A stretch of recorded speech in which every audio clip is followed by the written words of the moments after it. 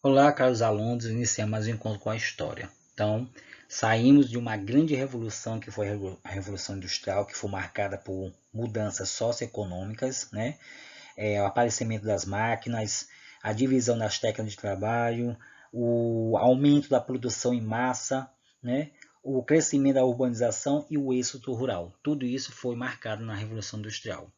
E vamos entrar agora em outra grande revolução da história, que é a Revolução Francesa e seus impactos na Europa e na América. Por conta dessa revolução, outros países da Europa e também da América aderiram às ideias revolucionárias da Revolução Francesa. Então, a Revolução Francesa foi um ciclo revolucionário que aconteceu na França em 1789 e terminou em 1799. Teve como resultado, né, o fim do absolutismo mercantilista monárquico, né, a queda do Império Real.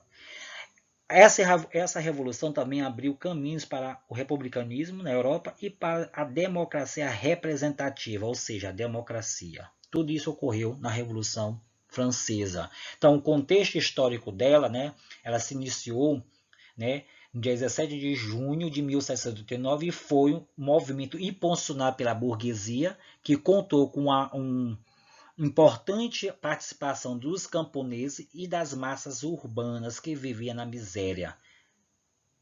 Só frisando, dia 14 de julho de 1789, essa massa urbana marchou nas ruas de Paris e tomou a fortaleza, a prisão da Bastilha. A Bastilha era considerada um símbolo monarco absolutista, ou seja, uma fortaleza. E a partir dessa queda da Bastilha, tivemos drásticas mudanças no governo francês, começando assim a Revolução Francesa. Então, no contexto histórico, né, no final do século XVIII, a França era o que é um dos países agrários com maior produção estruturada de modelo feudal. Para a burguesia, a parte da nobreza, era preciso acabar com o poder absoluto do rei Luís XVI, cujo seu reinado teria arruinado a economia francesa. De outro lado, né, a gente percebeu, né, que lá no Canal da Mancha, a Inglaterra, sua rival, desenvolveu o quê? O processo da Revolução Industrial, levando ela como pioneira, né, ao desenvolvimento dos recursos naturais, e a partir daí ela se decolando como o primeiro país na Revolução Industrial, né, e o capitalismo.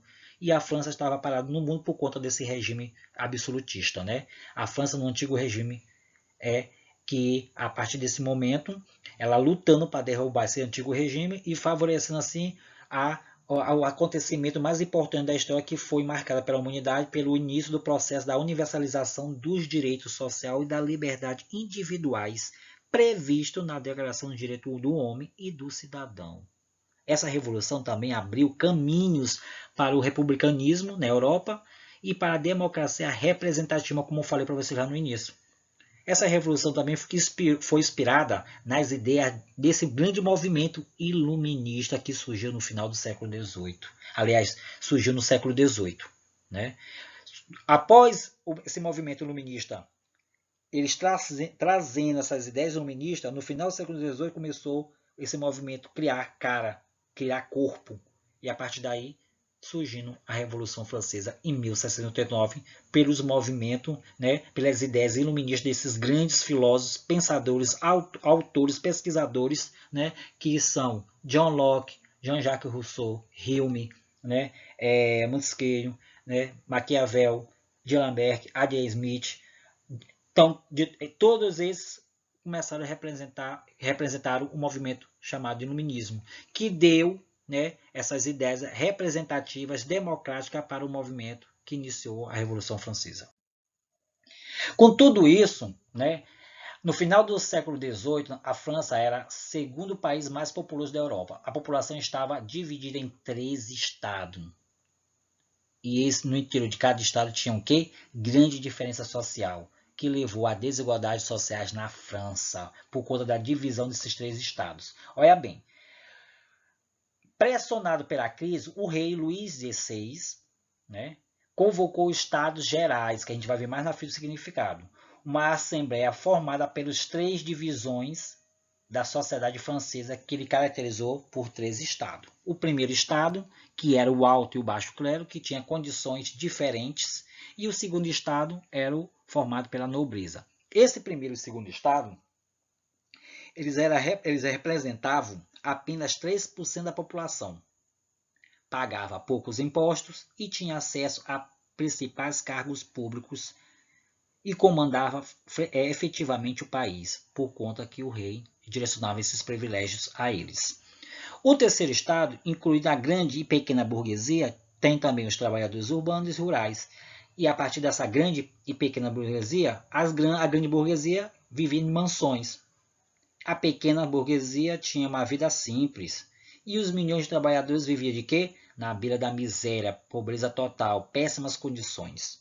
Isso que foi essa desigualdade social criada nessa formação, né, por conta dessa crise econômica que foi, né, direcionada essa convocação e a divisão dos 3 por o rei Luís XVI.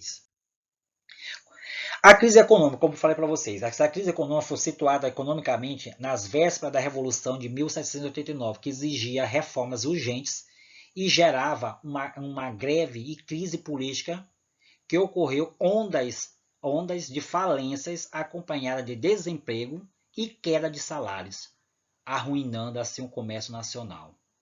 Essa crise econômica se juntaram à política, com demissão dos ministros que foram convocados porque eles foram cobrar os nobres e o clero para contribuir ao pagamento dos impostos. Por conta desses atos desses ministros, foi exigir o pagamento desses impostos desses primeiro e segundo estado, eles foram demitidos pelo rei, criando ainda mais insatisfação do povo. Mas antes do século XVIII ocorrer tudo isso, no século XVI e XVII, a França prosperou, enriquecendo a burguesia comercial financeira. Estava bem ali, né? Estava no beira do passo, né, do desenvolvimento, eles gastando muito, comia do bem do melhor. Quando chegou no século XVIII, a safra agrícola foi ruim, causando o quê? Alta queda dos preços e levando fome e a queda de arrecadação dos impostos. Porque ele desempregado, como eles iam pagar esses impostos para sustentar os privilégios do primeiro e segundo estado e até pela questão e também do rei? Não tinha como. Ocorrendo o seguinte, que o rei, né, Luís XVI aumentou os impostos, piorando a vida dos setores populares e aí o que levou enfurecidos pela burguesia. Ao auxílio na independência das 13 colônias inglesas, também que levou a maior crise ainda para a monarquia francesa, né? Após as 13 colônias conseguir as suas independências inglesas, né? Aumentando a dívida, minando cada vez mais, enfraquecendo a monarquia, levando ainda pior ainda a crise para essa instância. Aí o rei não teve outra opção que, para priorizar os privilégios do primeiro e segundo estado, o que ele fez? Ele aumentou a arrecadação dos impostos de quem? Do terceiro estado. Com isso, agravando mais ainda a sua situação.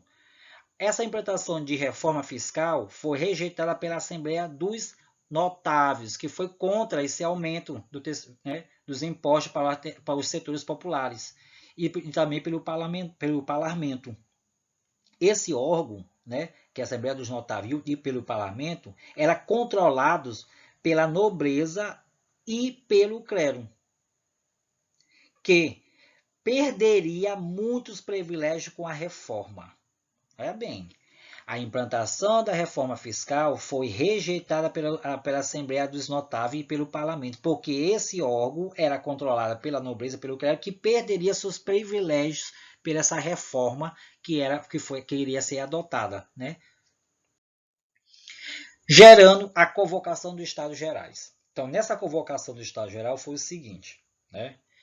Luís XVI convocou todos os Estados Gerais, que eram os 13 estados, primeiro, segundo e terceiro, que era formado pelo alto e o baixo clero, pela nobreza, e o terceiro estado era formado pelos trabalhadores urbanos e rurais e a burguesia em geral. A partir daí, o monarca e o clero e a nobreza defenderam que cada estado tivesse direito a um voto no lugar dos votos individuais. Por quê? Por serem mais numerosos, os votos individuais do terceiro estado derrotaria o primeiro e segundo estado. Olha a visão deles. A partir daí, o terceiro estado não aceitou o sistema de votação deles e a proclamação da Assembleia Nacional. Defendendo o quê? Eles queriam uma constituição para o país, que essa constituição tivesse direitos iguais perante toda a sociedade francesa. Por ordem do rei, olha bem, por ordem do rei Luís XVI, né, o clero e a nobreza se reuniram à Assembleia Nacional, criando uma Assembleia Nacional Constituinte, já que o terceiro estado queria uma constituição para o país. O que eles fizeram no primeiro e segundo estado com o rei? Se juntaram, criaram uma Assembleia Nacional Constituinte, só botou a palavra constituinte que eles queriam do terceiro estado, mas manteve a Assembleia Nacional que estava lá, que defendia os seus privilégios. O rei aceitou a monarquia constitucional e aboliu os privilégios, né, e abolia os privilégios dos privilégios fiscais, mas manteve os privilégios da aristocracia, que seria a nobreza, e do dízimo, que seria do quê? Do clero, ou seja, da igreja, que era privilegiada no primeiro estado. Surgindo o 10 anos da Revolução e a queda da Bastilha ao 18 Brumário, né? É interessante que a Revolução Francesa, né, por conta desses 10 anos da Revolução e a queda da Bastilha, antes de nós iniciarmos esse contexto bem aí, só lembrar e frisar que a Revolução Francesa, ela, para fins de estudo, ela foi dividida em 3 etapas. A primeira fase, que era a monarquia constitucional, que a gente vai ver aí, nesse contexto agora. A segunda foi marcada pela convenção e também pela questão do terror. E a terceira pelo diretório, né? Tudo isso foi marcada a Revolução Francesa, pelas 3 fases que definiu a Revolução. Então, os 10 anos da Revolução e a queda da Bastilha ao 18 Brumário. Como eu falei para vocês, a primeira fase a gente vai ver agora, que foi a fase da monarquia constitucional, ou seja, a tomada da Bastilha, né? Vocês se lembram lá no início que eu falei para vocês? A fortaleza, que era símbolo do monarco absolutista, né? Mercantilista, foi derrubado, tomado pelo movimento. E a partir daí tivemos profundas mudanças de governos, né? E a partir da mudança desse governo que surgiu, né, esses adeptos revolucionários para ter, né, a democracia representativa e a questão do republicanismo na França. Então, a partir desse início, né, de julho de 1789, a Revolução, sem uma liderança definitiva, né, fizeram o seguinte: uma série de revoltas chamadas, nesse momento, que foi chamada revoltas, as Jornadas Populares. As revoltas populares pelas ruas de Paris, que eles chamavam parisienses, tomando a Bastilha, que era uma prisão, arsenal militar, símbolo representativo da monarquia absolutista. Primeiro, a crise política favoreceu, né? Essa crise política e rumores que o rei e a aristocracia fecharia a Assembleia, saque às armazém, ataques às alfândegas, aos municípios, causando pela escassez de alimento, né? Foi aprovado pela Assembleia o quê? A Declaração dos Direitos do Homem e do Cidadão em 1789, que estabeleceu o quê? A igualdade de todos os homens perante a lei, ou seja, direito à sua liberdade de crença religiosa, propriedade, segurança, né, e a resistência. De acordo com essa aprovação dessa Constituição de 1791, ela estabeleceu algumas ordens que foi importante.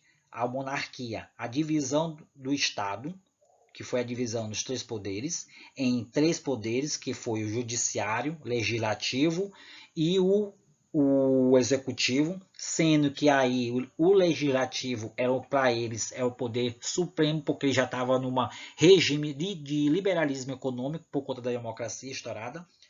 O voto censitário é masculino né, que eles priorizou, né, por conta daí, o voto censitário seria um voto masculino, a manutenção da escravidão nas colônias e o fim das restrições comerciais mercantilistas, que ia favorecer quem? A burguesia, porque a burguesia estava realmente insatisfeita porque o rei, né, por conta do regime absolutista e por conta do que ele montou esse mercantilismo que favorecia só a ele, né, que é praticamente era o que um funil, só ia para ele toda a arrecadação de imposto e não tinha liberdade de desenvolvimento industrial. Com isso, com a restrição e o fim do comércio mercantilista, a burguesia conseguiu desenvolver suas indústrias internacionais, trazendo coisas de outros países para o desenvolvimento da indústria na França. Com a proclamação da República surgiu o seguinte, né? Olha como foi as etapas, né? O povo foi chamado a defender a revolução e formou um exército que derrotaria os invasores e os partidários do antigo regime, né? Do antigo regime. Em 1792, a França entrou na guerra com a Austrália e a Prússia, que terminou, né, propagando uma revolução que tinha apoio do rei Luís XVI. Com tudo isso, o que foi? O povo foi convocado, né, para defender, né, seus interesses, para derrubar, né, a participação desse antigo regime, porque o antigo regime estava se coligando com esses dois, né, no caso a Austrália e a Prússia, para derrotar o movimento revolucionário que era a Revolução Francesa, que estava se estourando na França. Essas novas eleições foram realizadas e formou-se a Convenção Nacional, que é a segunda fase. Essa realização, né, provocou o seguinte, né, essa Convenção Nacional, que é uma nova Assembleia composta por diferentes grupos, né, e a partir daí a gente vai entender como foi, saindo dessa monarquia constitucional que eu falei para vocês, que foi de 1789 até 1791, entrando agora, né, na Convenção Nacional, que é a segunda fase da Revolução Francesa, né. Essa segunda fase foi entendida também como fase do terror, como falei para vocês, né? A partir do momento que surgiu vários adeptos, né, à revolução. Então, os jacobinos foi um, que era a pequena burguesia e a classe média. Girondinos, grande burguesia comercial de nobres liberais. O Planice tendia como posições políticas de centro. E o Cordeliers e os Sons Culotex, grupos urbanos que defendiam mudanças sociais mais radicais. Né? Tudo isso aconteceu nessa divisão minha aí da proclamação da República, que é a segunda fase, que foi marcada pela Convenção Nacional da Assembleia, composta por esses diferentes grupos que estavam, né, nessa liderança para impulsionar o movimento revolucionário, Revolução Francesa. A radicalização da Revolução começou por pressão dos jacobinos e da população. Luís XVI e Maria Antonieta foram acusados de traição ao governo e foram mortos pela guilhotina em 1793. Países defensores do antigo regime reagiram na hora a essa execução, formando assim uma coligação para derrotar a Revolução na França. Essa convenção criou o quê? Um comitê de salvação pública e foi responsável pela segurança da França. Eles queriam realmente manter a paz e manter a democracia na França. Por isso foi criado esse comitê, que foi reorganizado o exército para derrotar essa coligação. E a partir daí derrotaram. A influência dos jacobinos, por conta do Maximilien Robespierre, né? Maximilien Robespierre cresceu e a partir daí algumas principais lideranças de girondinos opositores foram presos e executados. Nesse período começou, como falei, também o período do terror que se instalou, né? Esse período do terror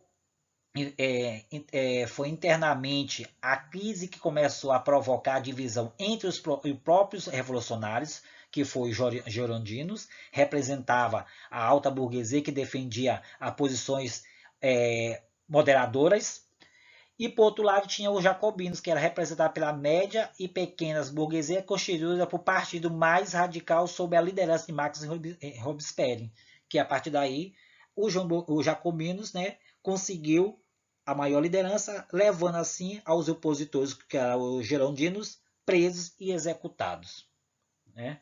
A partir desse momento, por outro lado, já como falei, distribuíram terras dos nobres, aboliram a escravidão, estabeleceram o ensino primário público, concretizaram o ideal de liberdade e igualdade perante a lei, que foi realmente o lema que essa revolução do jacobinismo trouxe todas as questões ideais, né, idealistas, né, do movimento iluminista, né?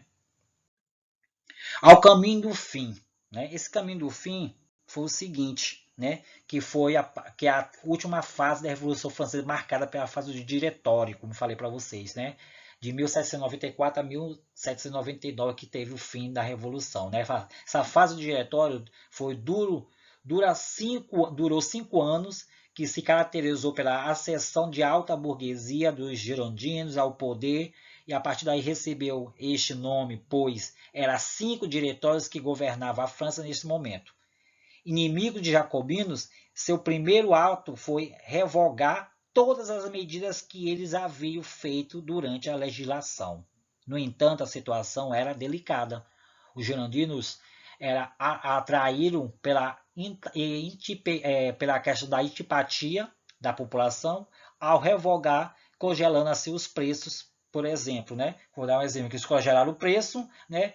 Vários países europeus, como a Inglaterra e o Império Austro, ameaçavam invadir a França ao fim de conter os ideais revolucionários. Por fim, próprio a nobreza e a família do rei real, aliás, a família real, no exílio, buscava organizar, né, para restaurar o trono. Diante dessa situação, o diretório recorreu ao exército na figura do jovem, né, brilhante general Napoleão Bonaparte, para conter o ânimo dos inimigos. Dessa maneira, Bonaparte, né, dá um golpe, que foi o 18 Brumário, onde instaurou, né, o consulado, do governo mais centralizador, que trouxe paz ao país há alguns anos, né? Tudo isso ocorreu nesse momento bem que foi marcado pelo diretório, como eu falei para vocês, a terceira fase, né? Em 1794, Jorandino, como falei, foi a articulação do golpe, né, para expulsar os jacobinos da convenção, né, resumindo assim o poder e arrecadando a participação popular e conduzindo o Estado, que é isso que os girondinos queriam. Mas só que em 1795 foi eleito o diretório, que esse diretório, o governo formado por 5 deputados, e uma nova Constituição foi elaborada, restabelecendo o voto censitário e consagrando a liberdade econômica. Revolta dos populares do antigo monarquia e dos jacobinos levaram grandes burgueses a apoiar o golpe do general Napoleão Bonaparte, dando início ao consulado em 1799, que foi o fim, marcando o 18 Brumário, que foi o calendário da Revolução do Diretório, que foi extinto e teve início de uma nova fase da história política da França. Esse diretório, como falei para vocês, foi incapaz de garantir a estabilidade, né, desejada pela burguesia na França, permanecendo assim uma situação de constrangedora para a economia.